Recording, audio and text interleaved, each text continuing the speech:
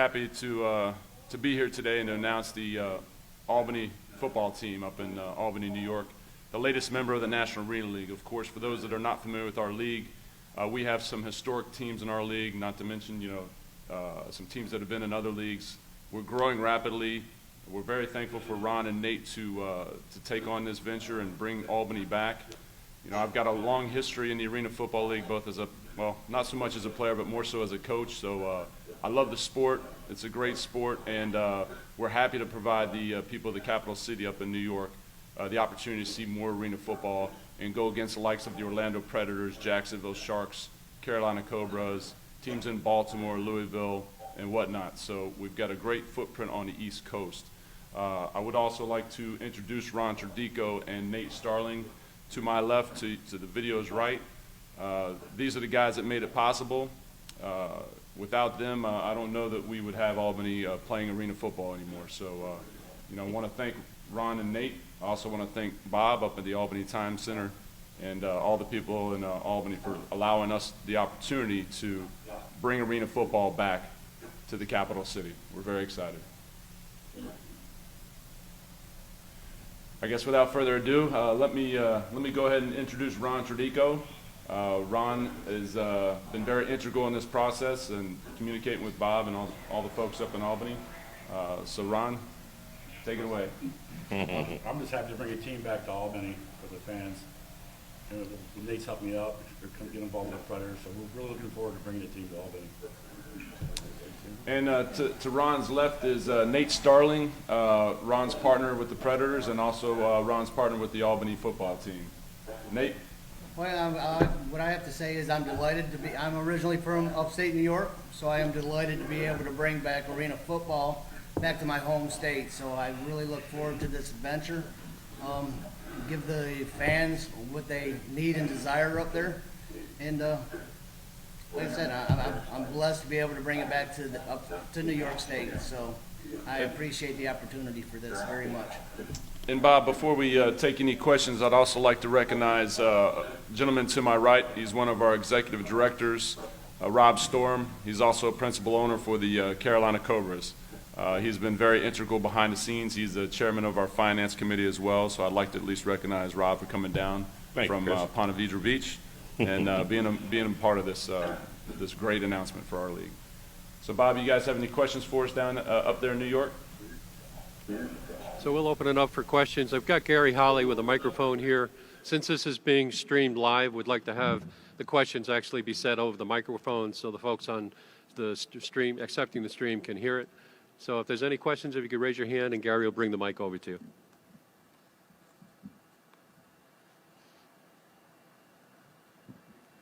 Hi, it's Pete Doherty from the Times Union here in Albany. Ron, what's the status as far as a nickname, and how soon can we expect a determination on that? We have not selected a team name yet. We're still working on intellectual property for one. Right now, we are leaning towards the Firebirds, but we hope to acquire the Empire rights. That's where we're currently at. So to expound on that a little bit, we've owned the rights to the original team name Albany Firebirds for a number of years, but Ron and Nate are in negotiations to acquire the Empire rights as well. It'd be nice to have both options and see what the fans would like to see, and either way, we're excited about the brand of arena football coming back to Albany, New York. Any other questions?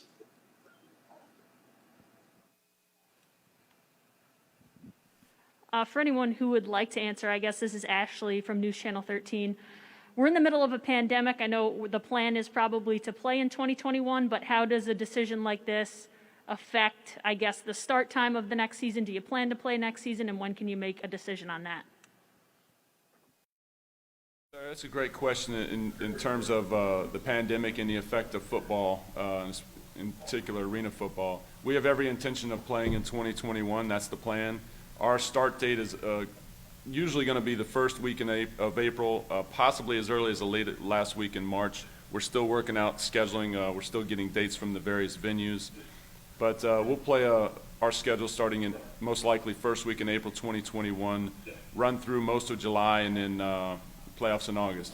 As far as reaction to the pandemic, we have a number of different safety protocols that we've been talking with different venues about, and we're prepared to do everything in our possible to keep not only the players and staff healthy, but healthy and safe, but the fans as well. I've also been in contact with another company that's has a product that they've developed that if we can get a hold of it, it's something that would they could spray on things and kills COVID immediately, but that's a whole different topic that's been introduced to us in the last couple of weeks. So we're doing everything we can to make sure everybody that loves arena football and wants to watch arena football and live and in person is going to be safe and healthy.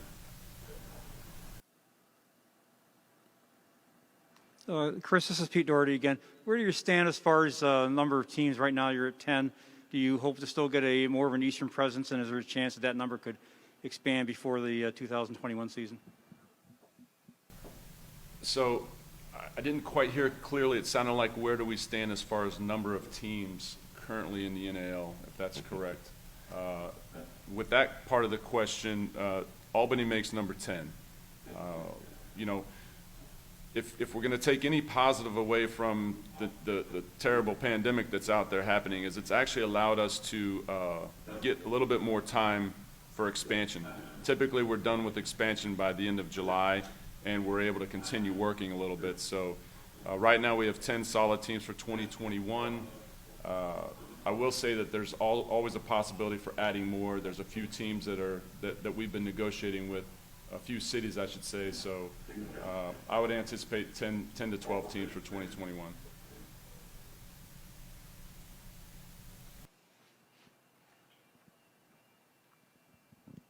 Hey guys, Jesse McWilliam here with Spectrum News. This is really for anyone on the owner side of things. When does the process begin for looking at a coaching staff and the makeup of a roster? Well, the question was, when does the process begin for looking at coaching staffs? I know I can speak for Ron and Nate, that process began a couple of weeks ago. I'll let you guys want to comment any on coaching staffs. I know they probably don't want to mention any names just as of yet because I don't think anything's been signed. At least they didn't send the contracts into the league office yet. So Yeah, we've interviewed a couple coaching for coaches positions. We have not contracted a coach yet. If that answers your question. you know, I think ideally the goal would be to get that head coach in place probably in the next few weeks, get him dialed in and start to work along with the front office staff for the Albany arena team. Stan Hootie with the Schenectady Gazette. As we talked about the COVID times as an owner, was this the right time to invest dollars as you see other leagues fail, the old Arena League, run into issues? Was this a buyer's market for you as ownership to return to Albany? And again, what was the attraction to Albany financially to bring this team here? The question was, was this a buyer's market? What was the attraction to your timing right now for adding Albany? I would have to say Albany's always had a really strong fan base up there. I mean, the market is super. The fan base was always super up there. Like I said earlier, I'm originally from upstate New York. So that is one passion, to be able to bring the NAL to the Albany fans. So I'm not necessarily a buyer's market, I wouldn't put it that way, but it was an opportunity for us with the AFL folding, for us to be able to come in there and put a footprint in Albany and make it a good solid footprint for the NAL. Guys, this is Liana Bonavita from News 10 ABC. To piggyback on the excitement that Albany has for arena football, we saw with the Firebirds and the Empire large crowds at the Times Union Center, but with the Conquest, not so much. So what kind of product will we see on the field, and do you anticipate that those large crowds will return? So I'll take that. Great question. I fully expect the fans in Albany, New York to see the same quality product that they saw with the Empire in their last year. Matter of fact, many of their players played in the National Arena League in years prior. So it's the same brand of football, same rules as far as offense and defense are concerned. You know, I'm an arena lifer, and it was a little bit sad for me to see the Arena Football League fold, a league that I've always been passionate about. However, being involved with the National Arena League since inception, it gives us a great opportunity to continue the tradition of arena football. These gentlemen are taking, all of them take big risk in, you know, owning sports franchises at the minor league level, and but you're going to see the same quality of players, same quality of coaching, and the same game when it comes in back in 2021. The thing about the Albany team and the history of it with the Firebirds and old school teams like the Orlando Predators and Carolina Cobras, you know, the owners in our league are passionate about arena football, and you know, they're excited about bringing back some old school names and just that vibe that everybody loved and fell in love with in the late 80s, early 90s. You know, my first experience was 1992 down here in Orlando, and I just fell in love with the game. And, you know, the goal here long term is, with the league, is stability. And it doesn't matter if we grow by 5 teams or 10 teams or 2 teams. We need great, stable partners, and we have that in Ron and Nate. And the city of Albany, New York deserves to have arena football for, you know, for 20, 30, 40 years down the road, and that's the goal. We want this game to be here forever, and Albany's a huge piece of that, especially as we develop our northern division, or our northern section of our league. Ashley Miller again. This is for, I guess, the ownership group. There are a couple of really good football players from last year's Empire team still sticking around Albany. Will it be, I guess, will there be a concerted effort to bring back or try to bring back some familiar names from the team that played here a couple of years ago for fans to see? Yes, we will reach out to those players once we're ready to contract. That was a nice short answer. You know, there's a lot of great athletes up there that played for the Albany Empire last year in the AFL, and of course they're going to be reaching out to them, and you know, we obviously want all the players to continue playing and, you know, continue pursuing their careers. So Let's face it, they won the championship last year. We want to keep the same guys if possible to bring us a championship ring the first year we're back here in Albany. So that is our main goal. you know, it's going to be it's interesting. We have 3 defending champions in our league. The Jacksonville Sharks, who are the NAL champions, the West Virginia Rough Riders, that were the champions from the AAL, and of course the Albany Empire. So it's interesting when you have an expansion team like Albany, but everybody's going to be out to get them. So they need to load up and put a good product on the field, because they've got 9 other teams chomping at the bit to take them down. So it'll be fun. As commissioner, I get to enjoy all those exciting games without the stress of coaching them and stuff. So we're super excited about Albany, and you know, I know that they're going to. A number of great players have already reached out, expressed some interest. We don't want to really name names until they sign on the dotted line, but you know, they're not talking a lot about it, but they're reaching out to a lot of them. Any other questions? Well, there's no bigger fan than Albany County Executive Dan McCoy, and Dan and I will be available for one-on-ones at the conclusion of this. And I want to thank everybody for coming.